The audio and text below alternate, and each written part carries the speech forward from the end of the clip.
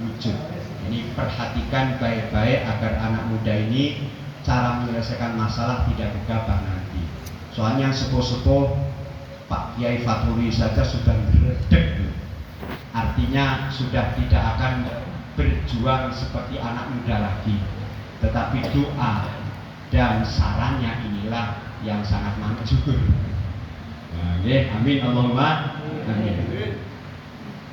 Kemudian langkah seterusnya, setelah embrio itu sendiri muncul faham Ahlussunnah wal Jamaah, lalu mencoba membuat kekuatan dari 9 orang toh. Kalau kita lihat di sini memacu kinerja dakwah Wali Songo luar biasa, perlu kita contoh. Nah ini perlu kita contoh. Nah di sini tadi aku dengar dari lembaga dakwahnya, katanya kalau ada Lailatul Istimah diundang wong-wong tadi MWCNU. Untuk apa? Untuk memberikan mauidhah, memberikan saran-saran agar bisa berkembang NU di wilayah ranting masing-masing. Itu bagus. Cuma ini juga perlu kita pahami lagi. Saat-saat selanjutnya, nah ini di zaman Wali Songo itu sendiri sudah mulai cukup kuat, adalah yang dipikirkan waktu itu memang yang namanya ijtihad itu disesuaikan dengan situasi dan kondisi saat itu untuk menegakkan syariah sesuai dengan syariah Ahlussunnah wal Jamaah yang lembut, berfaham wasatiyah. Itu kemudian didirikan sebuah kerajaan Islam Demak Bintoro, dan di sanalah tujuannya bukan untuk menghancurkan agama lain atau juga untuk memaksakan masyarakat untuk memeluk Islam, tidak, tapi dengan adanya kekuatan dan jamiah itu jamiah sultaniyah kelihatannya, soalnya bukan saja di wilayah Demak Bintoro tapi ke barat ada juga kemudian didirikan kerajaan Cirebon, Kasultanan Cirebon, kemudian terus Kasultanan Banten, dan juga masih ke arah timur juga banyak kasultanan. Dan itu rupanya suatu taktik untuk membuat dakwah ini lebih sempurna, lebih gampang, lebih terjaga dari berbagai bencana yang kemungkinan menimpa para dai-dainya.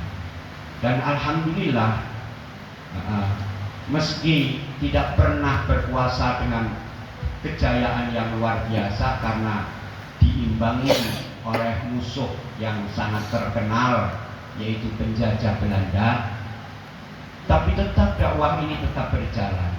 Belanda diboncengi oleh misionaris standing untuk mengembangkan Kristen, dan di mana-mana itu dicoba kristenisasi dijalankan. Cuma ternyata tidak mempan. Dan jika ada beberapa provinsi yang menjadi mayoritasnya, itu pun tidak seberapa jumlah. Itulah kehebatan kinerja yang sungguh-sungguh bagi pendiri Ahlussunnah wal Jamaah, belum NU, belum. Setelah itu kemudian bermunculan berbagai organisasi Islam, bahkan partai-partai Islam muncul seperti Masumi, PSII, kemudian MI, dan terus sampai yang bersifat nasionalis seperti Budi Utomo lahir. Nah, para santri, para jamaah rahimakumullah, selanjutnya bagaimana lahir pula satu organisasi Islam besar yang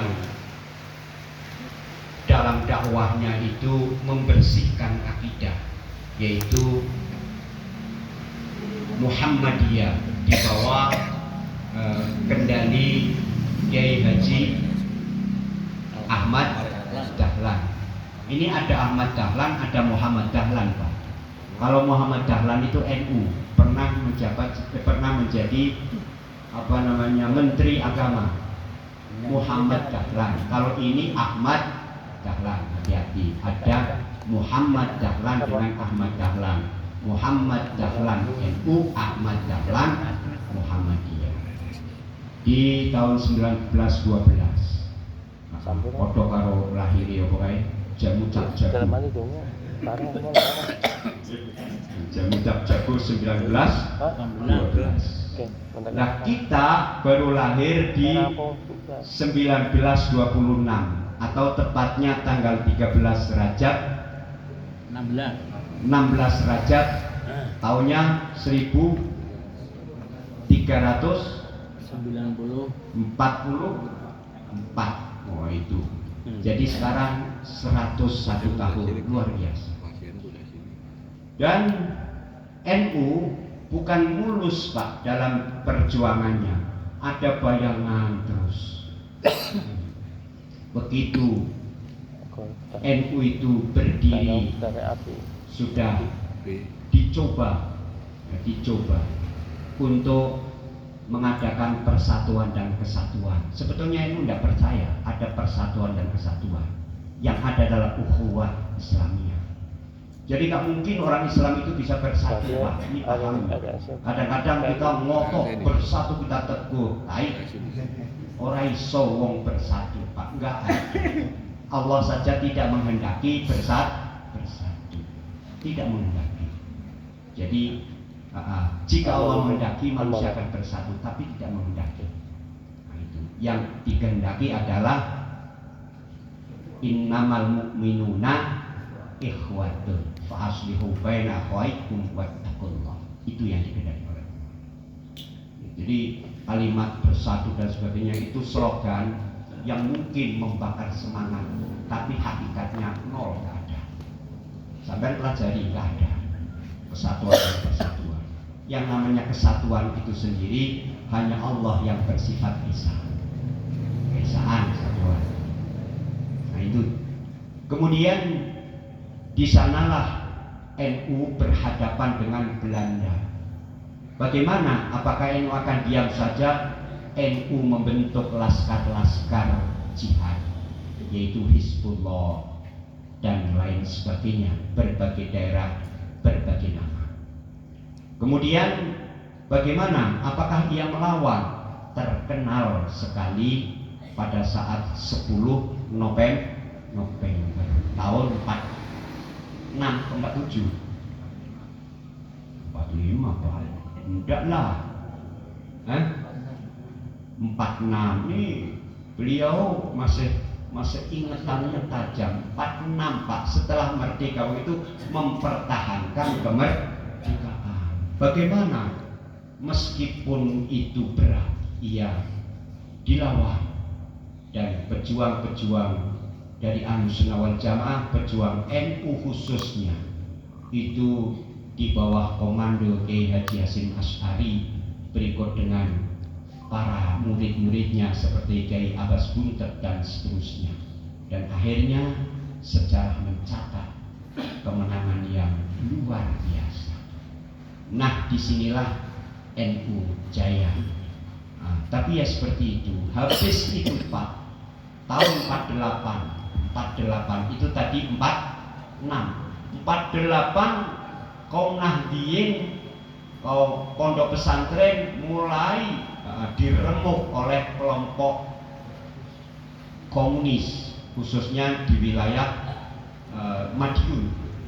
Bagaimana? Apakah NU diam? Pertama memang tidak akan melawan. Kenapa?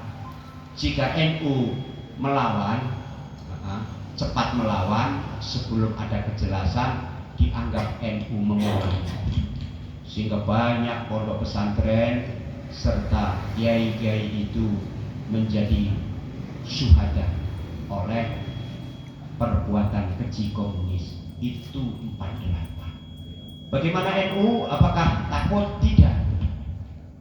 48 selesai. Kemudian selanjutnya di masa Soekarno awal menjadi pemimpin negara yang disebut dengan pemimpin darurat, presiden darurat dengan kekuatan. Nah, apa itu bahasanya? Banyak bahasa yang dipakai, tapi ada bahasa resminya. Itu ada kaum muslimin yang tidak suka, yang menginginkan agar Indonesia itu menjadi negara Islam, bukan negara Darussalam. Akhirnya di sana NU dimusuhi oleh DITII. DITII musuhi, apakah kaum muslimin dalam hal ini NU kemudian takut? Tidak. Dan NU selalu membela negara, meskipun itu tulisannya, gambarnya, serta slogannya kalimat la ilaha illallah, asyhadu an la ilaha illallah, Quran dan Sunnah, dan juga bahasanya adalah Darul Islam, tidak akan dibela oleh NU. Mengapa? Sebab NU ini sejak awal menggunakan faham wasatiyah yang dipakai oleh Wali Songo. Dan inilah keselamatan NU sampai hari ini. Di masa Soekarno tidak pernah berontak. Ketika kemudian sebelum tahun 65, Soekarno mencoba membuat kekuatan dari nasionalis, komunis, dan juga agamis disatukan, yang kemudian kita kenal sebagai Nasako. Bagaimana masyarakat NU tidak nolak? Siap, kami ada di dalam Nasako, di barisan itu.